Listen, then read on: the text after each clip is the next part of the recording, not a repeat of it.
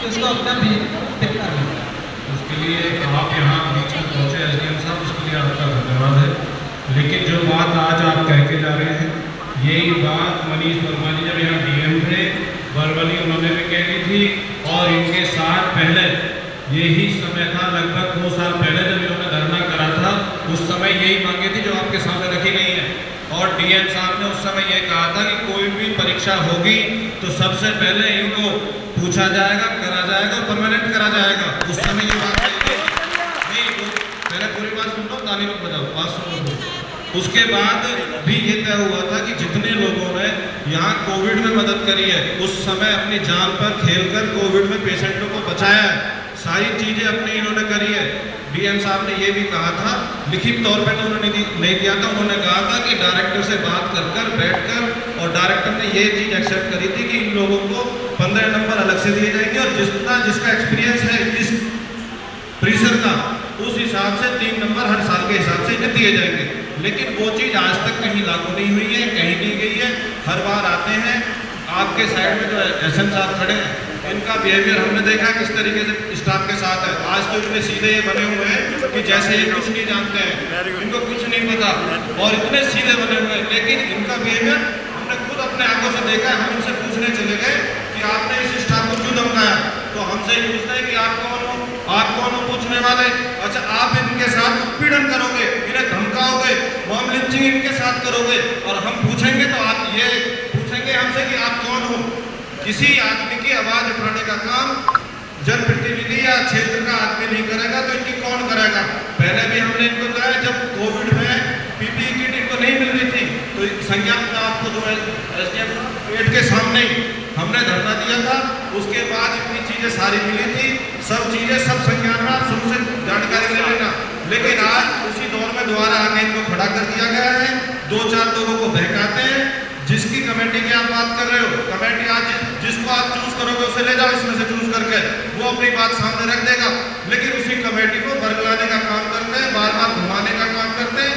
इसी के साइड में यही ऑफिस है जिसमें बैठकर इनसे कम से कम 10 बार वार्ता इन्होंने करी, लेकिन कोई भी बात धरातल पे इनको उतारने की काम नहीं करी।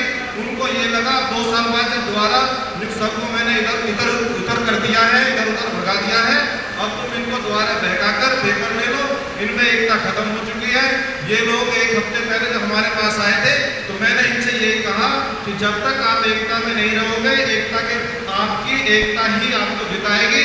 आपको बहकाने का काम यहाँ के स्टाफ ने करा, कई लोगों ने, वो सबको पता है। यहाँ जब यहाँ डिप्टी सीएम आए थे तो एक बहन ये मिलना चाहती थी, उनसे बार कभी पुलिस से वहां रुकवा दिया गया, घूम के इधर आई तो सीढ़ियों पर रुकवा दिया गया।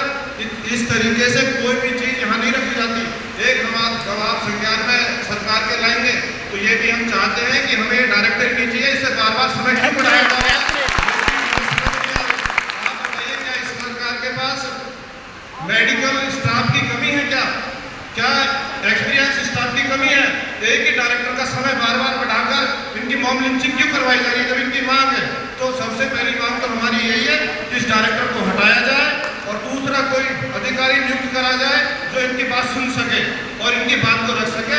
तो हमारी यही सब मांग है, जो बात होगी लिखित में होगी इस बार, क्योंकि पिछली बार हम बहकावे में आ गए थे, डीएम साहब की बातों में आकर हमने धरना खत्म कर दिया था और सब लोग काम पे लौटे थे। इस बार जो भी चीज होगी आपके द्वारा होगी, आपको टेबल पर बैठाकर मीडिएटर के तौर पर जो भी चीज होगी आपके संज्ञान में लाते हैं।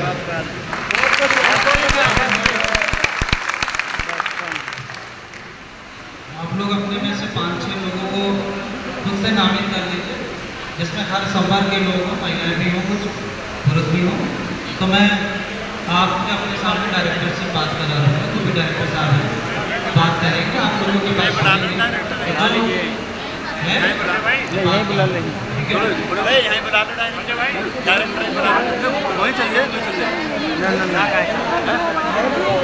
नहीं, अभी सुबह होकर गए, अभी 9 बजे यहाँ बैठ गए, 9 बजे सब चीज की एक चीज की हमें अभी वो दिल्ली में है, कोई बात नहीं। देखो, हम जल्दी एसडीएम साहब जल्दीबाजी में बिल्कुल नहीं है, ना हमें अफरा तफरी है, ना हमें ये है कि हम 1 सेकंड में, 1 घंटे में, 2 घंटे में आप इसका ऑर्डर ला के दे दो। बहुत संतुष्टि से सोच समझ कर सब लोग बैठे हैं, पूरा मेंटली प्रिपेयर होकर बैठे हैं। क्योंकि अभी कल डायरेक्टर साहब ने किसी से ये कहा था, नहीं ये लोग तो 2-3 दिन बैठेंगे फिर अपना काम पे लौट जाएंगे, हमें तो वही करना है जो पहले से करते हुए आ रहे हैं। ये चीज़ किसी से कही है, ये चीज़ किसी से कही है, और ये चीज़ हमारे सामने आई है। कल शाम को इनके बीच में आकर क्या कह के गए वो भी आप तक पहुँचा होगा कि जो यहाँ डायरेक्टर साहब ने कही है कि भाई मेरे हाथ में कुछ नहीं है, ये नहीं है, वो नहीं है, इनके हाथ में कुछ नहीं होता। जब यहाँ सामने आते हैं और ऑफिस में जाते हैं इनके हाथ में सब कुछ आ जाता है, पेपर है ऑर्गेनाइज करना इन पे आ जाता है, किसको लेना किसको नहीं लेना वो ऑर्गेनाइज करना इन पे आ जाता है। और कितने प्रूफ मैं आपको दे दूंगा, मेरे पास रखे, मैंने RTI लगाई है इसी हॉस्पिटल में, RTI लगाई है, किसी भी क्वेश्चन का इन पर कोई जवाब नहीं है। उस पर बार बार सिर्फ ये लिख के देते हैं कि क्वेश्चन पूरा नहीं है, एक इनका जवाब आता है, जिस चीज़ का इन पर कोई जवाब नहीं होता तो ये उसमें लिख के देते हैं कि इसका कोई जवाब नहीं है, ये क्वेश्चन पूरा नहीं है, क्वेश्चन अधूरा है, दोबारा बना के भेजो। कई बार लगातार बना के भेजिए, जो लास्ट में अभी पिछले 1-1.5 महीने में मैंने लगाई है उसका तो ये जवाब ही नहीं भेज पाए हैं कि उसका क्या जवाब बना के भेजे। तो हमारा ये है कि कोई बात नहीं, जो भी आप